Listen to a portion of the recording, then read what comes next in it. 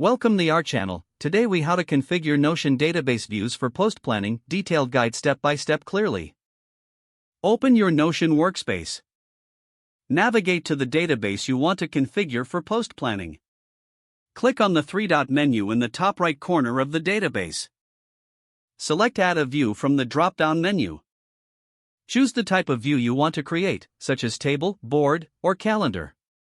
Name your new view something related to post planning. Click Create to finalize the new view. Adjust the filters by clicking on the filter icon in the top right corner. Click Add a filter and select the property for your posts, such as status. Set the condition to filter posts that are either planned or select Add a sort and choose a property like publish date or priority. Set the sort order to your preference, such as ascending or descending. You can also customize the properties displayed in this view by clicking Properties. Toggle on the properties that are most relevant to your post planning, like title, category, and tags. Navigate to the Group option and select the property you want to group by. Customize the card appearance by clicking on Card Preview and select what information you want to see. For a calendar view, ensure that the date property is set correctly to show deadlines. Once you've set everything up, review the layout to ensure it meets your needs. You can now switch between views seamlessly to gain different perspectives on your posts. To further enhance your workflow, consider creating additional views for different teams or objectives.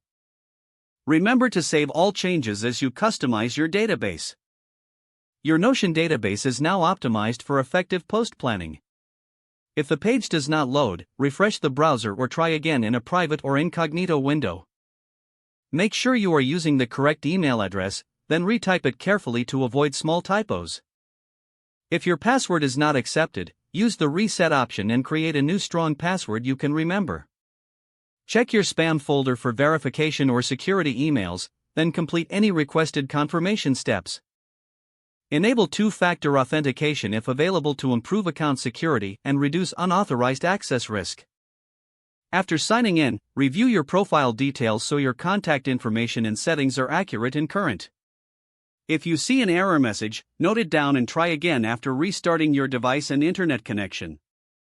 Log out when you finish, especially on shared devices, to keep your account and payment information secure.